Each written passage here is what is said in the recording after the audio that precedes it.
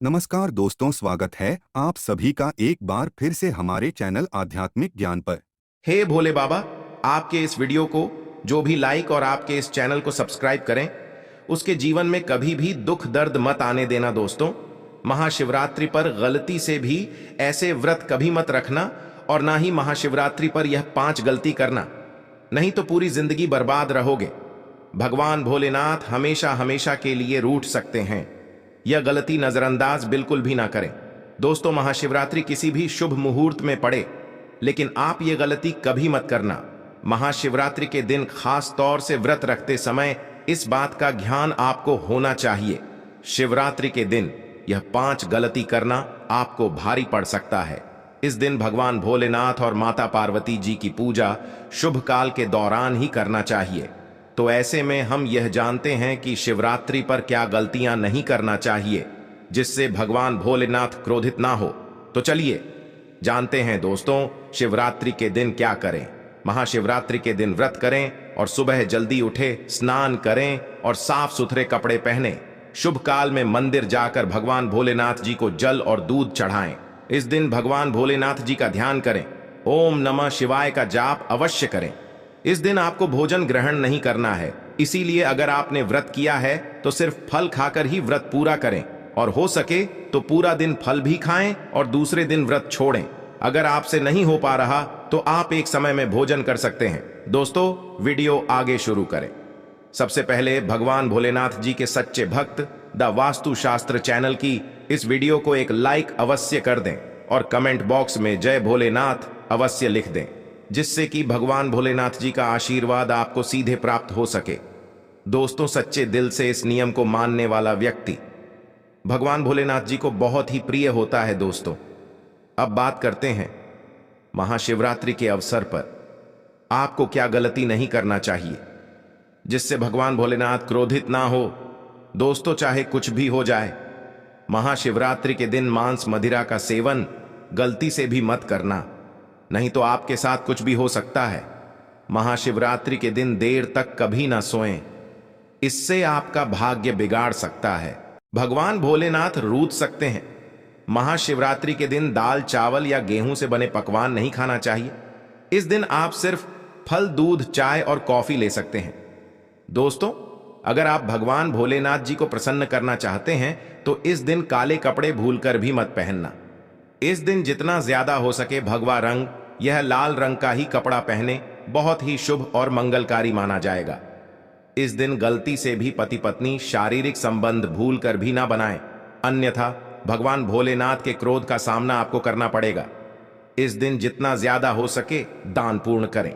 भगवान भोलेनाथ को अगर खुश करना है तो यह बातें गांठ बांध लें। दोस्तों, यह पाप कभी मत करना। महाशिवरात्रि के इस पावन अवसर पर शिवलिंग पर भूलकर भी यह चीजें मत चढ़ाना, नहीं तो जिंदगी भर आपको किसी बड़ी परेशानी का आपको सामना करना पड़ सकता है। आपका व्रत टूट भी सकता है। भगवान भोलेनाथ अत्यंत क्रोधित हो सकते हैं, जान लीजिए, नहीं तो आपके व्रत रखने का कोई भी फायदा नहीं। तो चलिए जानते हैं दोस्तों। नंबर 1, तुलसी। पौराणिक कथाओं के मुताबिक तुलसी को माता लक्ष्मी जी का स्वरूप माना जाता है। माता लक्ष्मी जी भगवान विष्णु जी की अर्धदांगिनी है। भगवान विष्णु शालिग्राम की पूजा में ही तुलसी का प्रयोग किया जाता है। ऐसे में शिवलिंग पर तुलसी का प्रयोग वर्जित है। यह आपको पाप का भागीदार बना सकता है। ऐसा अनर्थ कभी मत करना। दोस्तों, नंबर 2, सिंदूर। सिंदूर एक प्रकार से श्रृंगार की वस्तु है जो सभी देवियों को चढ़ाया जाता है, परंतु भगवान भोलेनाथ बैरागी हैं और वह महाकाल है, इसीलिए उन्हें सिंदूर नहीं चढ़ाया जाता है। ऐसा पाप आप कभी मत करना। दोस्तों, नंबर 3, शिवरात्रि के पावन अवसर पर जितना ज्यादा हो सके आपको भगवा रंग पहनना चाहिए। भगवान भोलेनाथ अति प्रसन्न होते हैं। इस दिन काले कपड़े पहनने से बचना चाहिए और मंदिर में काले वस्त्र पहनकर कभी प्रवेश न करें। दोस्तों, नंबर 4, हल्दी। सभी देवी देवताओं की पूजा में हल्दी का उपयोग किया जाता है, लेकिन कुछ का मानना है कि विनाश के देवता भगवान भोलेनाथ जी को अर्पित नहीं करना चाहिए, क्योंकि हल्दी सौभाग्य का प्रतीक है। दोस्तों, 5 केतकी के फूल। पौराणिक कथाओं के मुताबिक केतकी के फूल भी शिवलिंग पर नहीं चढ़ाना चाहिए, क्योंकि एक बार केतकी के फूल भगवान ब्रह्मा के झूठ में साथ दिया था। यह बात जानकर भगवान भोलेनाथ ने क्रोध में आकर केतकी के फूल को श्राप दे दिया। दोस्तों, नंबर 6, नारियल पानी। एक पौराणिक मान्यताओं के अनुसार ऐसा कहा जाता है कि शिवलिंग पर नारियल पानी नहीं चढ़ाना चाहिए क्योंकि यह शुभ नहीं माना जाता। दोस्तों, नंबर 7, शंख जल। भगवान भोलेनाथ ने शंख चूर्ण नाम के असुर का वध किया था। शंख को उसी असुर का प्रतीक माना जाता है जो भगवान विष्णु का भक्त था, इसीलिए विष्णु भगवान की पूजा शंख से होती है, शिव की नहीं। दोस्तों, नंबर 8, तिल।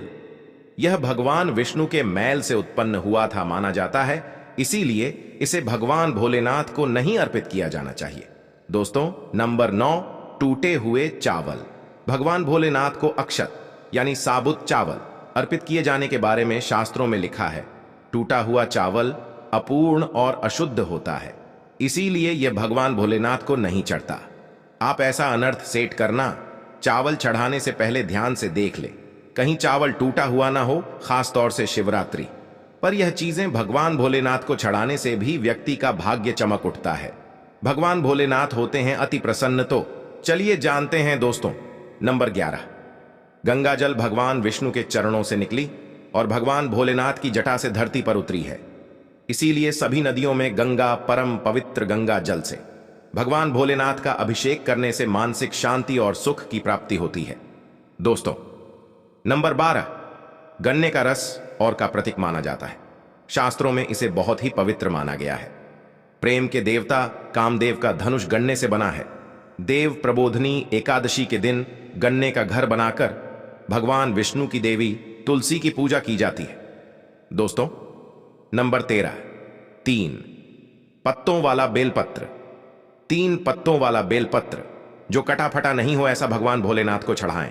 3 पत्तों वाला बेलपत्र त्रिदेव ब्रह्मा विष्णु महेश का प्रतीक माना जाता है।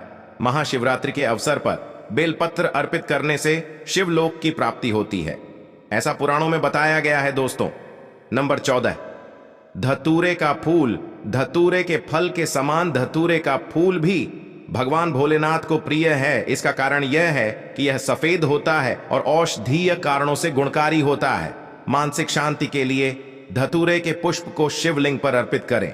दोस्तों, नंबर 15, चांदी के नाग नागिन के जोड़े। कि ग्रहों के अशुभ प्रभाव के कारण घर में सुख शांति की कमी और आर्थिक परेशानियों को दूर करने के लिए महाशिवरात्रि के अवसर पर भगवान भोलेनाथ को नाग नागिन के जोड़े समर्पित करें। इससे काल सर्प और नाग दोष समाप्त होता है। दोस्तों, नंबर 16, धतूरा। भांग की तरह धतूरा भी एक जड़ी बूटी है। भगवान भोलेनाथ के सिर पर चढ़े विष के प्रभाव को दूर करने के लिए धतूरे का प्रयोग भी किया गया था, इसीलिए भगवान भोलेनाथ को धतूरा भी प्रिय है। महाशिवरात्रि के अवसर पर शिवलिंग पर धतूरा अर्पित करें, इससे शत्रुओं का भय दूर होता है, साथ ही धन संबंधी मामलों में उन्नति होती है। दोस्तों, नंबर 17, भांग। भगवान भोलेनाथ ने हलाहल विषपान किया। इस बीज के उपचार के लिए कई तरह की जड़ी बूटियों का प्रयोग देवताओं ने भी एक है, इसीलिए भगवान भोलेनाथ को अत्यंत प्रिय है। और से शिवरात्रि के अवसर पर भांग के पत्ते को पीसकर दूध या जल में घोलकर भगवान भोलेनाथ का अभिषेक करें तो रोगों से मुक्ति मिलती है। दोस्तों, अब बात करते हैं कि आपको महाशिवरात्रि व्रत में क्या खाना। देखिए दोस्तों, जो महाशिवरात्रि होती है वह गंगा जल की हर एक बूंद की तरह पवित्र मानी गई है, शुभकारी मानी गई है। हमारे हिंदू परंपरा में शिवरात्रि का बहुत महत्व है और यह पर्व फाल्गुन मास के कृष्ण पक्ष की चतुर्दशी को मनाया जाता है। भगवान भोलेनाथ भोले भंडारी हैं। वे एक लोटा जल से भी प्रसन्न हो जाते हैं, मात्र एक बेलपत्र से भी अति प्रसन्न हो जाते हैं। लेकिन भगवान भोलेनाथ शीघ्र ही गुस्सा भी हो जाते हैं। जहां भगवान भोलेनाथ को कुछ चीज प्रिय हैं, तो वहीं कुछ चीज आप यह भी हैं, कुछ चीज ऐसी हैं जिनका भगवान भोलेनाथ की पूजा में अगर इस्तेमाल ना किया जाए तो भगवान भोलेनाथ का पूजन अधूरा रह जाता है। वही कुछ चीजें ऐसी होती हैं जो अगर अनजाने में आप भगवान भोलेनाथ को अर्पित कर देंगे तो उससे भगवान भोलेनाथ आपसे रुष्ट हो जाएंगे। इसलिए भगवान भोलेनाथ की पूजा करते समय कुछ बातों का विशेष ध्यान रखना चाहिए। आज के इस वीडियो में हम आपको बताएंगे कि महाशिवरात्रि के पावन पर्व पर क्या करें क्या ना करें, कौन सी ऐसी वस्तुएं हैं जो भगवान भोलेनाथ को अति प्रिय हैं और कौन सी ऐसी वस्तु है जो भगवान भोलेनाथ को बिल्कुल भी प्रिय नहीं है? और कौन सी वस्तु है जो भगवान भोलेनाथ को भूल से भी अर्पित नहीं करना चाहिए? दोस्तों, वीडियो आगे शुरू करें उससे पहले भगवान भोलेनाथ जी के सच्चे भक्त द वास्तुशास्त्र चैनल की इस वीडियो को एक लाइक अवश्य कर दें और बॉक्स में जय भोलेनाथ अवश्य लिख दें, जिससे कि भगवान भोलेनाथ जी का आशीर्वाद आपको सीधे प्राप्त हो सके। दोस्तों, सबसे पहले जानते हैं कि महाशिवरात्रि के पावन पर्व पर क्या करना चाहिए जिससे कि भगवान भोलेनाथ और माता पार्वती का आशीर्वाद आपको प्राप्त हो। महाशिवरात्रि के दिन भगवान भोलेनाथ की पूजा सफेद या लाल रंग के वस्त्र धारण करके ही करें। सफेद और लाल रंग के वस्त्र धारण कर भगवान भोलेनाथ का पूजन करना बहुत ही शुभ माना जाता है। यदि संभव हो तो इस दिन पूजा में बिना सिले हुए वस्त्र पहने महाशिवरात्रि के पावन पर्व पर भगवान भोलेनाथ की शिवलिंग का पूजन अवश्य ही करें। शास्त्रों के अनुसार महाशिवरात्रि के दिन ही भगवान भोलेनाथ शिवलिंग के रूप में प्रकट हुए। इसलिए इस दिन शिवलिंग का पूजन करना सबसे ज्यादा श्रेष्ठ माना जाता है। शिवलिंग का पूजन करने से भगवान भोलेनाथ और माता पार्वती के असीम कृपा प्राप्त होती है। वैसे तो महाशिवरात्रि पर भगवान भोलेनाथ का पूजन रात्रि के चारों पहाड़ में किया जाता है। दोस्तों, इस बार पंचांग के अनुसार फाल्गुन माह के कृष्ण पक्ष की चतुर्दशी तिथि की शुरुआत 8 मार्च रात में 9:47 से होगी। इस तिथि का समापन अगले दिन 9 मार्च शाम 6:17 पर होगा। महाशिवरात्रि व्रत के दिन भगवान भोलेनाथ जी की उपासना निशिता काल में की जाती है, इसलिए महाशिवरात्रि व्रत इस साल 8 मार्च 2024 शुक्रवार के दिन रखा जाएगा। दोस्तों, अब बात करते हैं कि आप लोग किस पहर में कितने समय पूजन कर सकते हैं। प्रथम पहर पूजन समय 8 मार्च को शाम 6:25 से शुरू होगा और समापन रात 9:28 को होगा। दूसरा पहर पूजन समय 8 मार्च को रात 9:28 से शुरू होगा और समापन 9 मार्च को रात 12:31 पर होगा। तीसरे पहर पूजन समय मार्च को रात 12:31 से शुरू होगा और समापन सुबह 3:34 पर होगा। दोस्तों, महाशिवरात्रि का मतलब है भगवान भोलेनाथ का रात्रि के समय पूजन करना। इससे भगवान भोलेनाथ अतिशीघ्र ही प्रसन्न हो जाएंगे और आपको मनचाहा वरदान देंगे। महाशिवरात्रि पर भगवान भोलेनाथ के साथ माता पार्वती जी की पूजा भी अवश्य ही करें। ऐसा करने से आपको भगवान भोलेनाथ के साथ माता पार्वती जी का भी आशीर्वाद प्राप्त होगा। शिवरात्रि के दिन भगवान भोलेनाथ की शिवलिंग पर बेलपत्र अवश्य ही अर्पित करें। बेलपत्र भगवान भोलेनाथ को अति प्रिय है। बेलपत्र के बिना भगवान भोलेनाथ का पूजन अधूरा माना जाता है। बेलपत्र एक पत्ता नहीं माना जाता। एक डांडी में जो 3 पत्ते जुड़े हैं उन्हें बेलपत्र कहा जाता है। एक डांडी में 3 जुड़े हुए बेलपत्र ही शिवलिंग पर अर्पित करें और चंदन से उस पर ओम नमः शिवाय लिख करके अर्पित करें। ऐसा करने से भगवान भोलेनाथ की कृपा प्राप्त होती है। महाशिवरात्रि के दिन भगवान भोलेनाथ को पूजा में अक्षत अर्पित करें। ऐसा करने से आपको भगवान भोलेनाथ जी का आशीर्वाद प्राप्त होगा। इस दिन रात्रि में भगवान भोलेनाथ का जागरण अवश्य करना चाहिए, जिससे आपको महाशिवरात्रि का पूर्ण फल प्राप्त हो सके। महाशिवरात्रि के दिन भगवान भोलेनाथ की पूजा करने से पहले भगवान श्री गणेश, भगवान कार्तिकेय, नंदी जी और माता पार्वती का पूजन अवश्य ही करना चाहिए, नहीं तो आपको पूजा का फल प्राप्त नहीं होगा। इस दिन बैल को हरा चारा अवश्य ही खिलाना चाहिए, क्योंकि बैल को नंदी जी का रूप माना जाता है, जो भगवान भोलेनाथ जी को अत्यधिक प्रिय है। दोस्तों, महाशिवरात्रि पर इन कार्यों को करने से भगवान भोलेनाथ की कृपा प्राप्त होती है।